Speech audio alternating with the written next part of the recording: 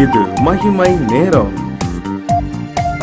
ஆண்டவரும் உலக இரட்சகருமாயிருக்கிற இயேசு கிறிஸ்துவின் ஈடு இணையற்ற பரிசுத்த நாமத்தில் இந்த மகிமை நேரம் நிகழ்ச்சிக்கு வந்திருக்கிற உங்கள் யாவரையும் நான் அன்போடு கூட இயேசுவின் நாமத்தில் வாழ்த்தி வரவேற்கிறேன். இந்த நாளிலும் தொடர்ச்சியாக, இந்த நாளிலிருந்து இனிமேல் நாட்களிலும் தொடர்ச்சியாக தானியேல் எழுதின தீர்க்க தரிசன புஸ்தகத்தை குறித்து நாம் தியானிக்க இருக்கிறோம். தானியேல் எழுதின தீர்க்க தரிசன புஸ்தகத்தை குறித்து வேதத்திலிருந்து நாம் தியானிக்க இருக்கிறோம். தானியேல் என்கிற தீர்க்க தரிசன புஸ்தகத்தை எழுதினவர் தானியேல். தானியேல் என்கிற பரிசுத்தவான் தான் இந்த தானியேல் எழுதின தீர்க்க தரிசன புஸ்தகத்தை அவர் எழுதினவர். கிறிஸ்துவுக்கு முன் 605 ஆண்டு முதல் கிறிஸ்துவுக்கு முன் 535 ஆண்டுகளுக்கு இடைப்பட்ட காலத்திலே இந்த தானியேல் தீர்க்க தரிசன புஸ்தகம் எழுதப்பட்டது. இந்த தானியேல் தீர்க்க தரிசன புஸ்தகத்தினுடைய அர்த்தம், வேதத்திலிருந்து அர்த்தம் என்றால் தேவனே நியாயாதிபதி. தேவனே நியாயாதிபதி என்பது இந்த தானியேல் எழுதின தீர்க்க தரிசன புஸ்தகத்தினுடைய அர்த்தமாகும்.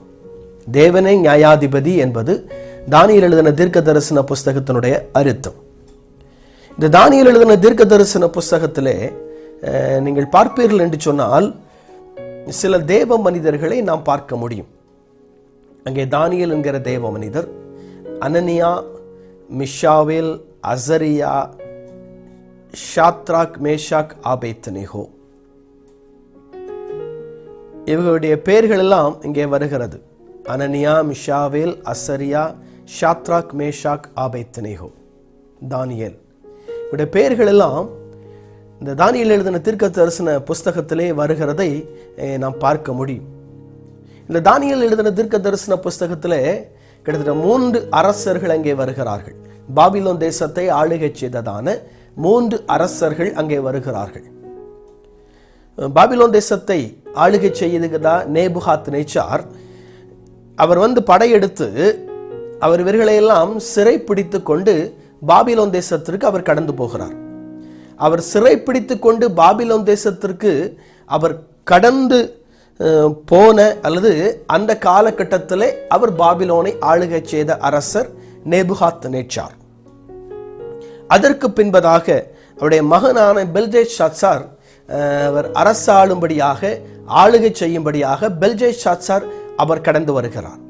பெல்ஷாத்சாருக்கு பின்பதாக மேதியனாயிருக்கிற தரியு அவர் ராஜ்யபாரம் செய்யும்படியாக, மேதியனாயிருக்கிற தரியு அவர் ராஜ்யபாரம் செய்யும்படியாக மேதியனாயிருக்கிற தரியு கடந்து வருகிறார். இந்த 3 அரசர்கள் இந்த தானியேல் எழுதின தீர்க்க தரிசன புஸ்தகத்தில் இந்த 3 அரசர்கள் வருகிறதை நாம் பார்க்க முடியும். இந்த 3 அரசர்களும் வெவ்வேறு காலகட்டத்திலே வெவ்வேறு சூழ்நிலைகளிலே கர்த்தரை மகிமைப்படுத்தினதாக வேதத்திலே நமக்கு சொல்லப்பட்டிருக்கிறது. தானியேல் இந்த 3 அரசர்களும் உயர்த்தினதாக வேதத்தில் நமக்கு சொல்லப்பட்டிருக்கிறது. நேபுகாத்நேச்சார், பெல்ஷாத்சார், தரியு. இதுல 2 அரசர்கள் நேபுகாத்நேச்சாரும் தரியுவும் கர்த்தரை மகிமைப்படுத்தி கர்த்தரே தெய்வம் என்கிற அர்த்தத்திலே அவர்கள் பேசினதாக நம் வேதத்தின் மூலமாய் நாம் பார்க்க முடியும். இங்கே முக்கிய இடங்கள் இந்த தானியேல் எழுதின தீர்க்க தரிசன புஸ்தகத்திலே சொல்லப்பட்ட மிக முக்கியமான இடங்கள் என்ன அப்படின்னு சொல்லி நம்ம பார்த்தோம் அப்படின்னா, அங்கே இருக்கிறதான அந்த பாபிலோன் தேசத்தினுடைய அரண்மனை, மன்னர் வாழக்கூடிய, மன்னர் வசிக்கக்கூடிய அரண்மனை. மிக முக்கியமான அடுத்த இடம் என்னன்னு சொன்னால் எரிகிற அக்னி சூளை அல்லது நெருப்பு சூளை. இது முக்கியமான இடம் வகிக்கிறது இந்த தானியேல் எழுதின தீர்க்க தரிசன புஸ்தகத்திலே. 3வது விருந்து சாலை, பெல்ஷாத்சார் ஏற்படுத்தின பெரிய விருந்து, அந்த விருந்து சாலை. 4வது சிங்கக்கபி, தானியேல் தூக்கி போடப்பட்ட சிங்கக்கபி. அடுத்தாபோல் ஊலாய் ஆறு. இந்த காரியங்கள் இந்த தானியேல் எழுதின தீர்க்க தரிசன புஸ்தகத்தில் இந்த இடங்கள் எல்லாம் இடம் பெற்றிருக்கிறது. இதனுடைய மொத்த அதிகாரங்கள் அப்படின்னு சொல்லி பார்த்தோம்னா 12 அதிகாரங்கள். மொத்தம் இதிலே 12 அதிகாரங்கள் இருக்கிறது. 357 வசனங்கள் இதிலே இடம்பெற்றிருக்கிறது. 12 அதிகாரங்கள் இருக்கிறது.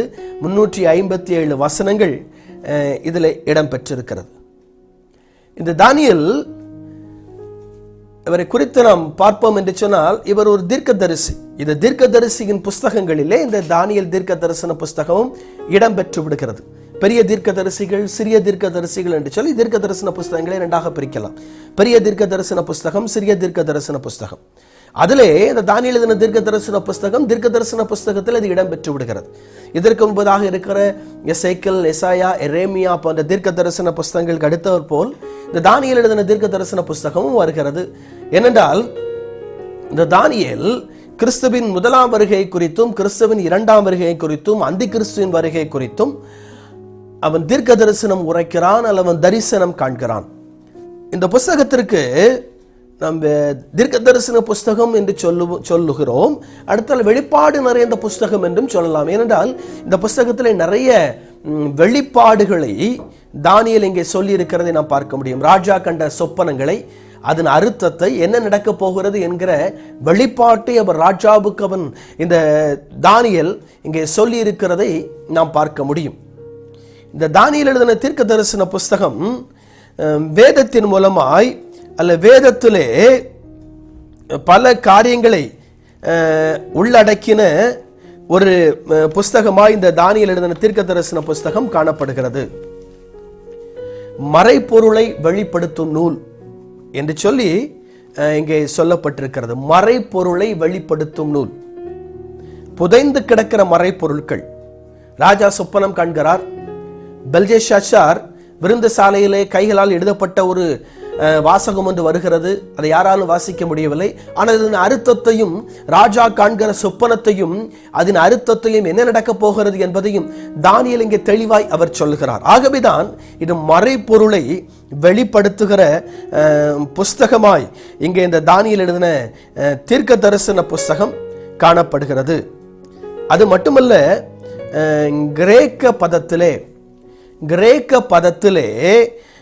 மறைப்பொருளை வெளிப்படுத்துவதற்கு அல்லது மறைப்பொருட்களை சொல்லுவதற்கு அப்போகாலிப்சிஸ் என்ற வார்த்தை பயன்படுத்தப்படுகிறது.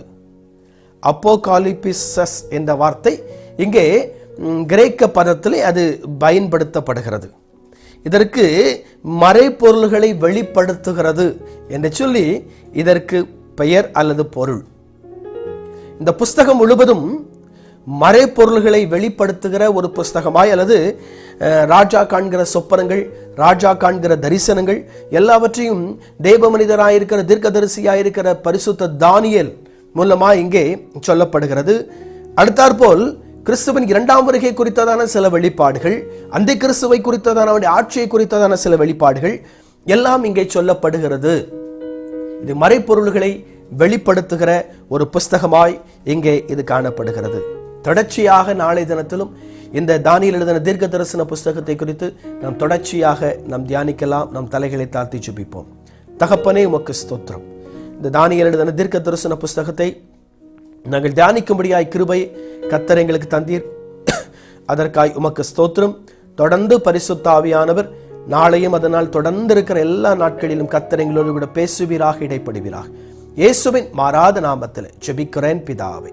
ஆமேன், ஆமேன்.